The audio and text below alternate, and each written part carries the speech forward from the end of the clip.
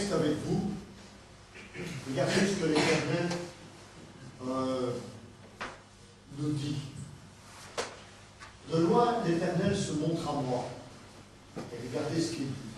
Je t'aime d'un amour éternel. C'est pourquoi je te conserve ma bonté. Retenez ça. L'Éternel nous dit, je t'aime d'un amour éternel.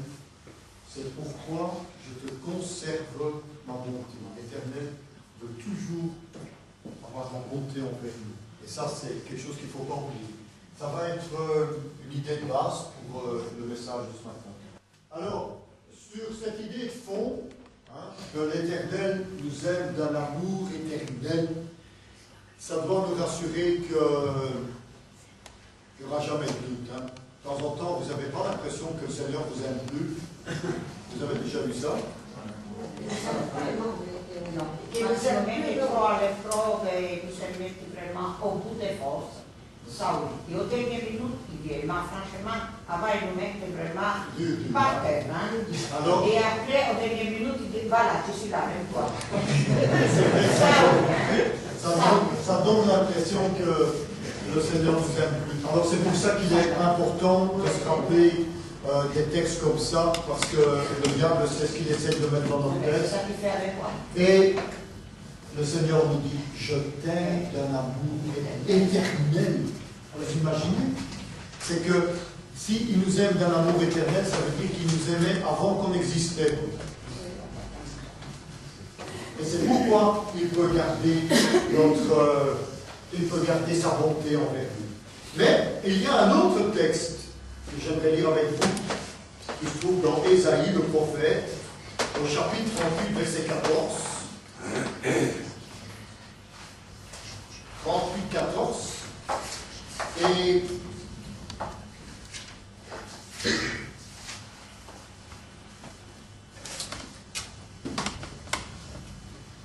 là, il dit, je poussais des cris comme une hirondelle en voltigeant. Je gémissais comme la colombe. Les yeux s'élevaient languissants vers le ciel. Ô Éternel, je suis dans l'angoisse, secours-moi. Que dirais-je? Il m'a répondu, il m'a exaucé.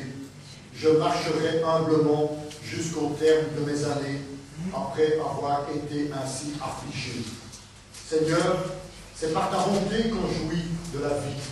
C'est par elle que je respire encore. Tu me rétablis, tu me rends la vie. Voici, mes souffrances même sont devenues mon salut. Tu as pris plaisir à retirer mon âme de la fosse du néant, car tu as jeté derrière toi tous mes péchés. Ce n'est pas le séjour des morts qui te loue. Ce n'est pas la mort qui te célèbre. Ceux qui sont descendus dans la fosse n'espèrent plus en ta fidélité. Le vivant, c'est celui-là qui te loue. Comme moi aujourd'hui, le Père fait connaître à ses enfants ta fidélité. L'Éternel m'a sauvé. Nous ferons résonner les cordes de nos instruments tous les jours de notre vie dans la maison de l'Éternel. Ce matin, je voudrais partager avec vous le désir que le Seigneur a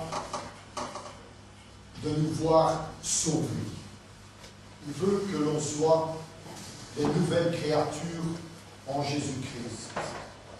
Et il nous montre à travers ces deux textes que cela est possible rien que par la grâce. La grâce, rien que la grâce. Jésus-Christ nous a répondu ça. La grâce, rien que la grâce. En méditant le premier texte que je vous ai fait lire dans Jérémie, où Dieu nous aime d'un amour inaltérable, inconditionnel, éternel, eh bien, je me suis dit, ça doit être vrai. Parce que Dieu a fait tout pour que l'on puisse être sauvé. Et il y avait un mot important dans ce texte, c'était éternel. D'un amour éternel.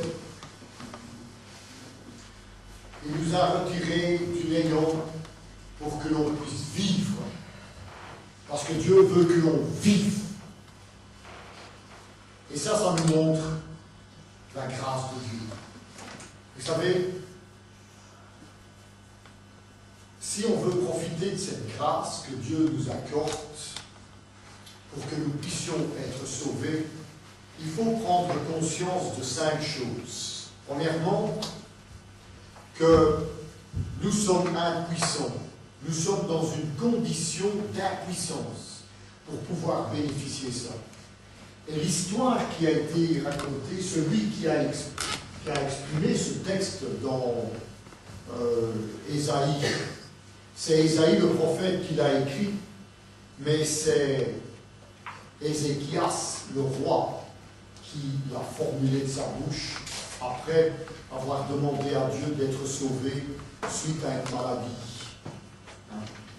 Il a été malade et le Seigneur lui a dit: maintenant tu vas mourir.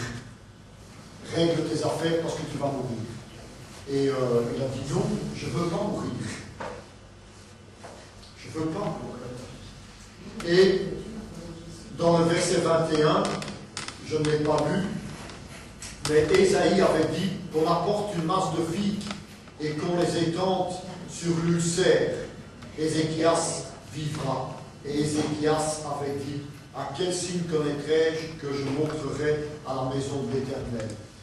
Et l'Éternel lui avait dit: ben, le soleil va reculer de quelques heures. Et après que le Seigneur lui a montré qu'il lui accordait la vie, il a donné cette prière. Cette prière où il a pu profiter, bénéficier de la grâce de Dieu. Il était dans une situation d'impuissance.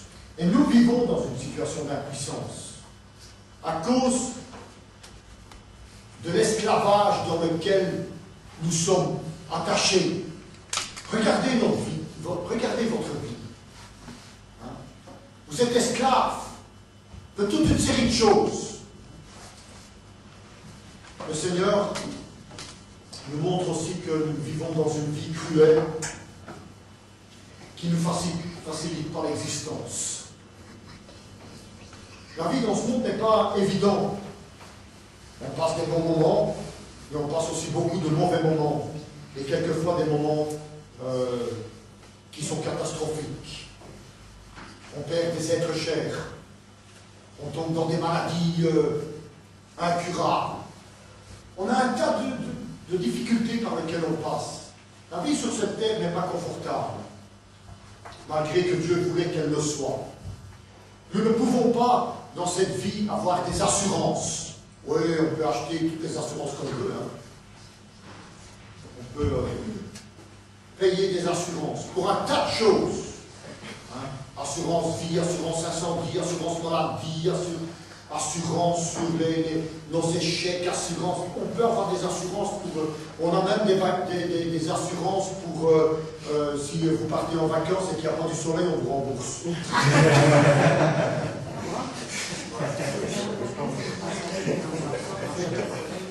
Ah, vous imaginez ça? On peut avoir des assurances pour tout ça, mais on ne sait pas acheter une assurance pour avoir la vie éternelle et pour avoir une vie tranquille. Hein.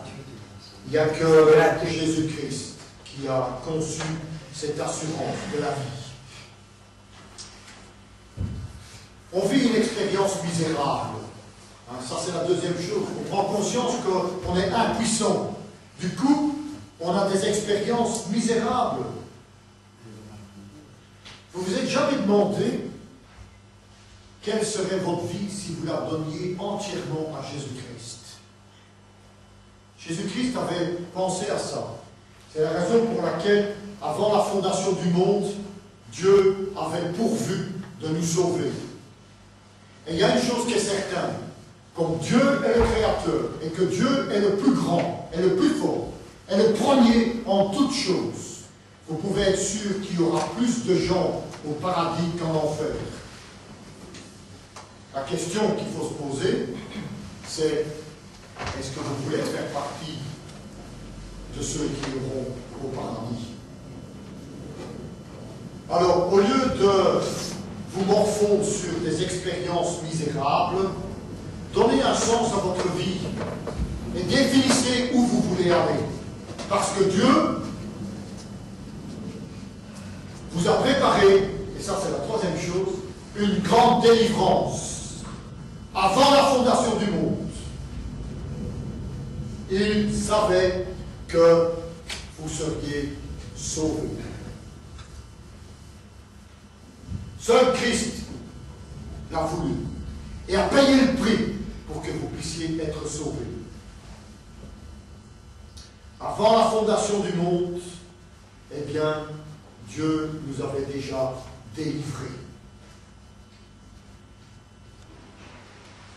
On voit aussi que dans cette délivrance, Dieu veut que nous soyons délivrés de tout ce qui nous rend esclaves. Hein? Ça fait que des semaines, j'essaie d'encourager nos fumeurs à arrêter de fumer. Est-ce que vous croyez que Dieu peut vous délivrer de ça? Si vous le croyez, il va le faire. Si vous ne le croyez pas, alors vous avez des doutes sur votre salut.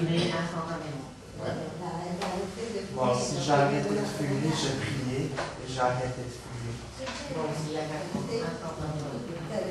Ici, il y en a d'autres qui ont arrêté. Ne savons pas, mais c'est pour moi, ils vont s'arrêter. Mais il y en a encore d'autres, et on va y arriver. Mais ça, c'est une petite chose à côté de ce que Dieu veut vous délivrer du péché et du salaire du péché, qui est la mort. La mort éternelle. Dieu veut vous délivrer de cette mort pour vous donner la vie éternelle. Nous devons vraiment regarder ça avec une très grande importance. Parce que Dieu s'intéresse à vous. Dieu s'intéresse à vous et il a montré qu'il s'intéresse à vous. Je vous donne quelques exemples. Premièrement, il a créé une belle planète sur laquelle il veut que nous vivons. La deuxième chose qu'il veut que vous soyez sauvés, c'est qu'il n'a pas hésité à devenir un homme, à subir toutes les misères d'un homme, à être injustement tué et condamné parce qu'on a rejeté l'offre qu'il voulait nous faire de nous sauver et de nous donner la vie éternelle. Il l'a fait pour que tous ceux qui croient dans ce qu'il a fait puissent obtenir la vie éternelle. Dieu nous l'a montré en déchirant le voile du temple. Il a dit, maintenant l'accessibilité est ouverte. Dieu a montré qu'il voulait que l'on ait une vie abondante. Parce que tous ceux qui marchent avec le Seigneur, eh bien, ils peuvent avoir l'aide et le soutien de la part de Dieu dans tous les aspects de leur vie. Physique, psychique, morale, sociale, économique, tout ce que vous voulez. Dieu veut avoir une part de votre vie, veut intervenir dans votre vie pour que vous puissiez avoir la vie éternelle, que vous puissiez profiter de la vie éternelle. Dieu ne veut pas que vous soyez un perdant, Dieu veut que vous soyez un gagnant. Et pour ça, il faut donner sa vie au Seigneur. Dieu s'intéresse à vous, et il s'intéresse à vous depuis bien longtemps. La quatrième chose qu'on voit, c'est que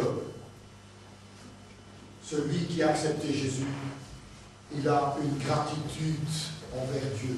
Il est motivé. Il est reconnaissant. Il a une prise de conscience du pardon que Dieu lui accorde et de ce qu'il a reçu. Il apprécie le salut qu'on a en Jésus-Christ, la possibilité de changer. Combien de fois dans votre vie vous n'avez pas eu envie de changer, de pouvoir repartir à zéro? Dieu donne cette opportunité. Et La gratitude aussi qui est en nous, c'est que nous avons un témoignage qui est reconnaissant. Un témoignage, nous montrons aux gens autour de nous ce que Jésus-Christ a fait pour nous. Nous disons aux gens, Dieu t'aime d'un amour éternel, c'est la raison pour laquelle il te garde sa bonté. Quand on va auprès des gens, citez ce passage. Vous leur dites, regarde ce que Dieu te dit. Je t'aime d'un amour éternel et je te garde ma bonté. Dieu veut en permanence répandre sa bonté sur vous. Le voulez-vous? Et alors, la dernière chose que l'on voit, c'est que nous avons une assurance réconfortante. Moi, j'aime dire que j'ai l'assurance du salut. Il peut arriver quoi que ce soit, je suis sûr que j'irai au paradis. Parce que le Seigneur Jésus, en me sauvant, en sachant qu'avant la fondation du monde, j'allais être sauvé, m'a montré par cela que c'était lui qui était l'initiateur de mon salut. C'est même pas moi. C'est lui qui a fait le premier pas. C'est lui qui a donné le moyen que je sois sauvé. Et en me donnant le moyen, eh bien, il m'a assuré que j'aurais la vie éternelle. Que je serai protégé par lui. Qu'une fois que je suis sauvé, eh bien, rien ne pourra contribuer à ce que je perde ce salut. La seule chose que Dieu demande de ma part, c'est que je reste fidèle et que je sois persévérant. Et en plus, cette fidélité, cette persévérance ne vient pas de moi, mais vient de lui. Parce qu'il me remplit de son esprit pour que je puisse être fidèle et persévérant. Tout vient de Dieu. Donnez-vous à lui. Dieu a pour moi un intérêt inconditionnel. J'ai pour toi un amour éternel et je te garde ma bonté. Le voulez-vous?